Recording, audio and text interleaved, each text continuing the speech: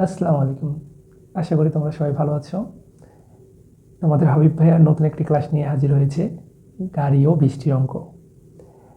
গত পূর্বে আলোচনা করা হয়েছিল বৃষ্টি ও ছাতার অঙ্ক। সেখানে আমরা দুটি নিয়মে অঙ্ক করেছিলাম, একটি হলো সামান্তরিকের নিয়মে, আরেকটি করেছিলাম ভেক্টর উপাংশের মাধ্যমে। তো তোমরা যদি কেউ পূর্বের ক্লাসগুলো করে না থাকো, ঝটপট পূর্বের ক্লাসগুলো দেখে নাও। তো আজকের ক্লাসটি এখানে শুরু করা যাক। দেখো, আমি তোমাদের বোর্ডে একটা অঙ্ক তুলে দিছি, অঙ্কটি পড়ি।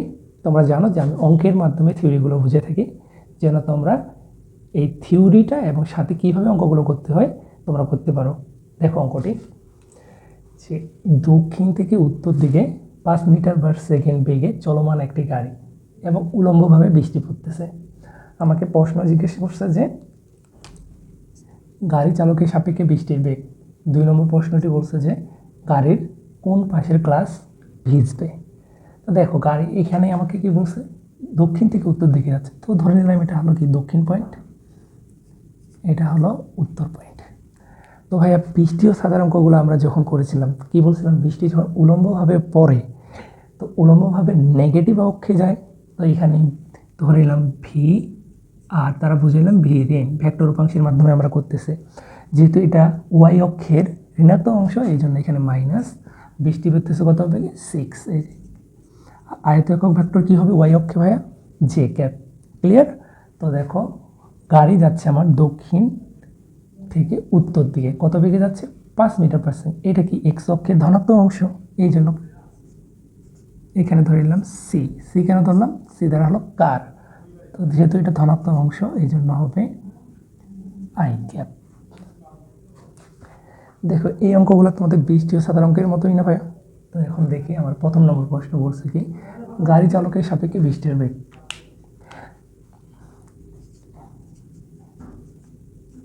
গাড়ি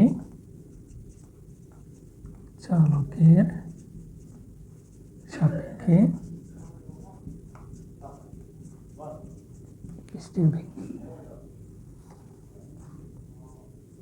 তো কি বলেছিলাম আমি, বলছিলাম যার বেগ বের করবো তাকে আগে রাখতে হবে, যার সাপেক্ষে বের করতেছে তাকে কি করতে হবে, পরে রাখতে হবে।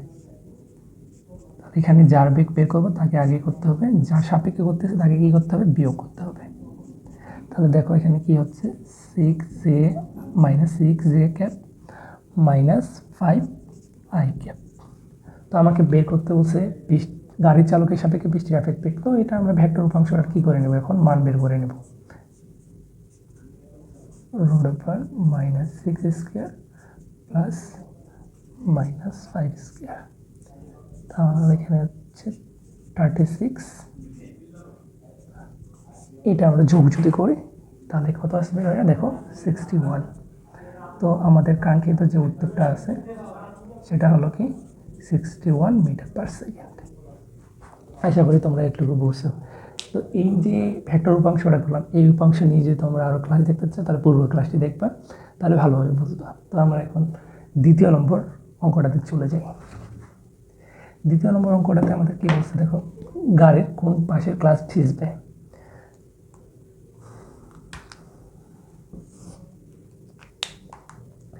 তো গাড়ির কোন পাশে ক্লাস ভিজবে, আমরা বৃষ্টি ও ছাতার অঙ্কর ক্ষেত্রে আমরা কি আগে কোনটা বের করে নিয়েছিলাম, ঠিক একইভাবে কোনটা বের করে নিই। থিটা টেন ইনভার্স আই এর সহগ জি এর সহগ টেন ইনভার্স। তা আই এর সহগ কত পাইছি, দেখো দেখি ভাইয়া, -5। জে এর সহগ -6।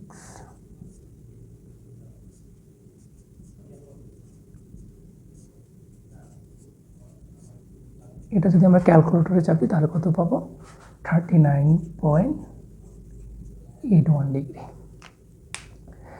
তো আমাকে বলছে যে গাড়ির কোন পাশের ক্লাস ভিজবে। তো আমাকে এই যে আপেক্ষিক বেগের ভেক্টর উপাংশটা আছে এখানে দেখো দেখি, এক্স এর মান কি মাইনাস ওকে, ওয়াইয়ের মান কি মাইনাস ওকে। তাহলে এক্স ওয়াই এর মাইনাস অক্ষ কোনটা হবে, তৃতীয় কোয়ারেন্টে। এই জায়গায় যদি বৃষ্টিটা হয় তাহলে আমাকে কোন জায়গায় ইয়া হবে, এই বরাবর। তো এই বরাবর কি আছে, আমার গাড়ি, গাড়ির সামনের গ্লাস। তো কি বসবে, সামনের গ্লাস ভিজবে, সামনের গ্লাস ভিজবে। দেখো এটা কেস নাম্বার 1 দিছি আমি। কেস নাম্বার 1 মানে কি এখানে কোনো বাতাসের প্রবাহ নেই, তো নেক্সটে যে অঙ্কটা করব সেখানে বাতাসের প্রবাহ থাকবে। কেস 1 এর যে ম্যাথটি ছিল সেটি তোমরা বুঝছো। এখন কেস 2 করব। কেস 2 কি? যেখানে বাতাসের বা বায়ুর প্রবাহ থাকবে। দেখো তোমাদের বোর্ডে আমি একটা অঙ্ক তুলে দিয়েছি, এই অঙ্কটা দিয়ে আমরা কেস নাম্বার 2 সলভ করব। অঙ্কটি পড়ি। কোনো একদিন 10 মিটার পার সেকেন্ড বেগে খারাপভাবে বৃষ্টি পড়তেছিল। এ সময় একজন ব্যক্তি 20 মিটার পার সেকেন্ড বেগে গাড়ি চালাচ্ছিলেন। গাড়িটির গতির বিপরীত দিকে 25 মিটার পার সেকেন্ড বেগে বায়ু প্রবাহ চললে, দেখো বায়ু প্রবাহ আছে। কেস নাম্বার 1 কি ছিল না ভাইয়া? বায়ু প্রবাহ ছিল না। তো এই কেস নাম্বার 2টা হলো বায়ু প্রবাহযুক্ত। আমাকে বের করতে বলছে গাড়িটির সাপেক্ষে বৃষ্টির বেগ কত এবং বৃষ্টি বেগে পড়ার পরিমাপ এবং কোন পাশের গ্লাস ভিজবে। তো এখানে তো আমরা কনফিউজ হয়ে গেল যে গাড়ি বেগে পড়ার জিনিসটাকে, আসলে এখানে তো আমাদের থিয়েটার মানটা চেয়েছে। আর কীভাবে আমরা শিখছিলাম পূর্বের অঙ্কটিতে কোন কাজটি ভিজবে, আমাকে দেখতে হবে যে আপেক্ষিক বৃষ্টির আপেক্ষিক বেগটা কোন চতুর্ভাগে আছে, তার বিপরীত চতুর্ভাগে আমাদের কি যদি গ্লাসটা থাকে সেই গ্লাসটা আমাকে ভিজবে। তো দেখো এখানে কি বলছিলাম, বৃষ্টি পড়তেছে খারাপ হবে, তাহলে এখানে কি হবে VR -10 যে ক্যাপ। একজন ব্যক্তি তো কার চালাচ্ছে কত আই ক্যাপ। তারপরে কথাটা দেখো গাড়ির গতির বিপরীত দিকে, গাড়ির গতির বিপরীত দিকে এদিকে। তো এটা যদি এক্স অক্ষের ধনাত্মক অংশ হয় তাহলে এটা এক্স অক্ষের কি ঋণাত্মক অংশ, তাহলে বাতাস W1 -25 আই ক্যাপ। দেখো এই অঙ্কগুলো কি আমার বৃষ্টির ছাতার অঙ্কের মতোই সেম টু ফাইস সেম। তোমরা যদি আগের ক্লাসটা বুঝে থাকো তাহলে এই অঙ্কগুলো তোমাদের জন্য খুবই পানি। তো দেখো এটা 1 নম্বরটা সলভ করি। গাড়ির সাপেক্ষে বৃষ্টির বেগ, তো গাড়ির সাপেক্ষে বৃষ্টির বেগ বের করব। এখানে বৃষ্টির যে বেগ বের করব তাকে আগে দিলাম, যার সাপেক্ষে বের করতেছি সেটার বেগই পরে। মাঝখানেরটিকে ফাঁকা রেখেছি ভাইয়া, কারণ এখানে আমার আরেকটা কি আছে বায়ু প্রবাহ, এই জন্য কি দিয়ে দিলাম W। তো এই ভেক্টরটা বের করলে এখানে কি হবে VR প্লাস, আমি কি বলছিলাম সূত্রের ক্ষেত্রে বাতাস সবসময় পজিটিভে থাকবে, মাইনাস যার সাপেক্ষে বেগ তাকে বিয়োগ করে দিলাম। তো এখানে দেখো এই অংশটা কত -10 ক্যাপ, এইটার মান হলো -25 আই ক্যাপ, আর এইটার মান হলো আমার কত 20 আই ক্যাপ, তাহলে 45 আই ক্যাপ -10 জে ক্যাপ। আমাকে বের করতে হচ্ছে মান, তো অতএব মানটা বের করি।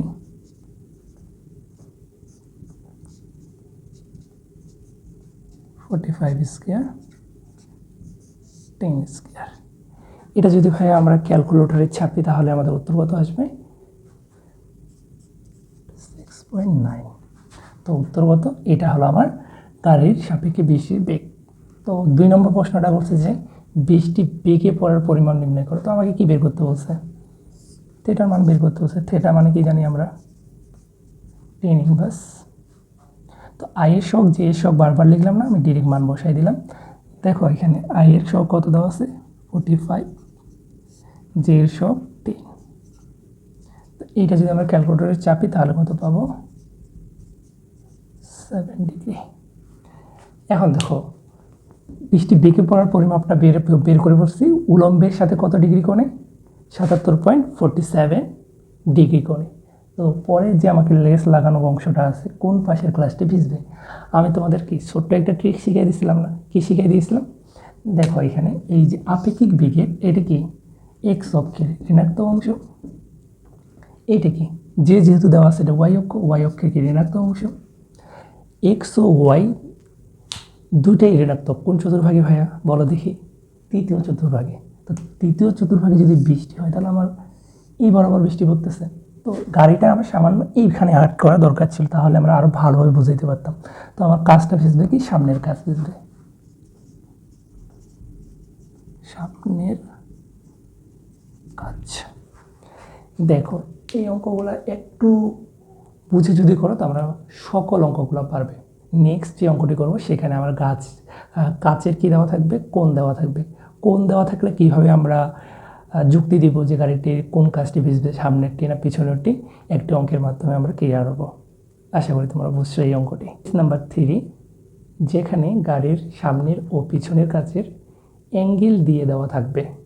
তো অ্যাঙ্গেল দিয়ে দেওয়া থাকলে কিভাবে অঙ্কটি করতে হয় বোর্ডে আমি তোমাদের একটি অঙ্ক তুলে দিছি। এই অঙ্কটি করলেই আমরা সকল সমস্যার সমাধান করতে পারবো। তো দেখি অঙ্কটি কি। একটি গাড়ির পেছনের গ্লাস ছাদের সাথে কত ডিগ্রি কোণে ভাইয়া? 30 ডিগ্রি কোণে হেলানো আছে। গাড়িটি 18 মিটার পার সেকেন্ড বেগে রাস্তায় চলছিল। বৃষ্টি 12 মিটার পার সেকেন্ড বেগে পড়া শুরু হলো। আমাকে বের করতে বলছে গাড়িটির সামনের গ্লাস বৃষ্টি কত বেগে আঘাত করবে। 2 নম্বর প্রশ্নটি ছিল গাড়িটির পিছনের গ্লাস ভিজবে কিনা, যুক্তি দিতে বলছে। তো আমরা চিত্রটি আগে অ্যাড করি। ওকে, দেখো যেহেতু অ্যাঙ্গেল দিয়ে দেওয়া আছে, অ্যাঙ্গেল দিয়ে দেওয়া থাকলে আমরা গাড়িটা একটু নিচের দিকে অ্যাড করব।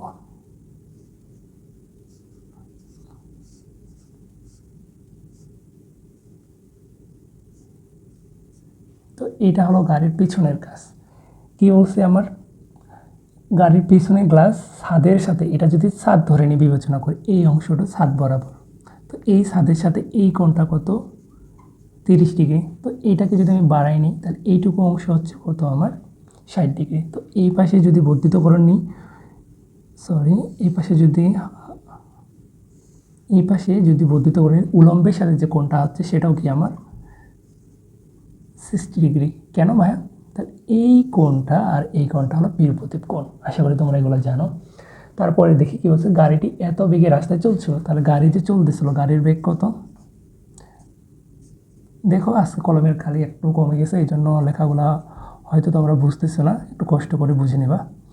তাহলে গাড়িটি রাস্তায় চলেছিল, যেহেতু এটা এক্স অক্ষ হয় 18 আই ক্যাপ, বৃষ্টি পড়তেছিল উলম্বভাবে পিআর কত?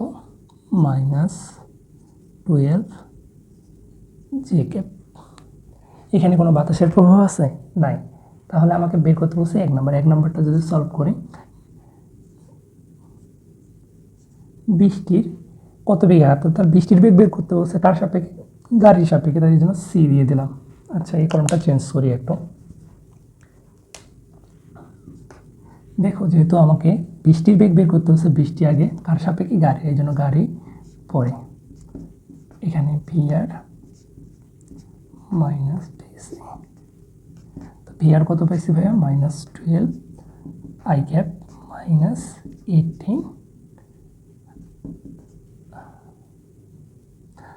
সরি ভাইয়া এখানে আমি আই ক্যাপ বলে ফেলছি, এখানে হবে J cap, 12 J cap -18 I cap. তো এটার মান বের করে ফেলি।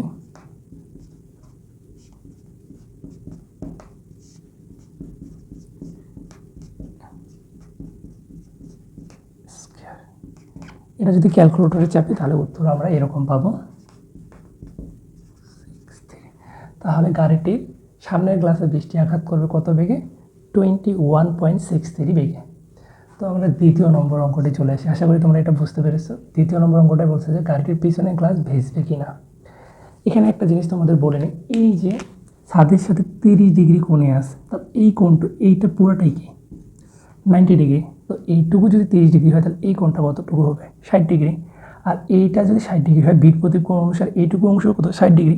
বৃষ্টির উলম্বের সাথে কোণটা আমার, এখানে যদি আমি যে অ্যাঙ্গেলটা বের করবো থিটার মানটা, এই থিটার মান যদি 60 ডিগ্রির কম হয় তবেই আমি যুক্তি দিতে পারবো কি গাড়িটির পিছনের গ্লাস ভিজবে। তো দেখি আমরা গাড়িটির অঙ্ক করে দেখি, অ্যাঙ্গেলটা বের করে দেখি 60 ডিগ্রি থেকে কম আসে কি না বেশি আসে।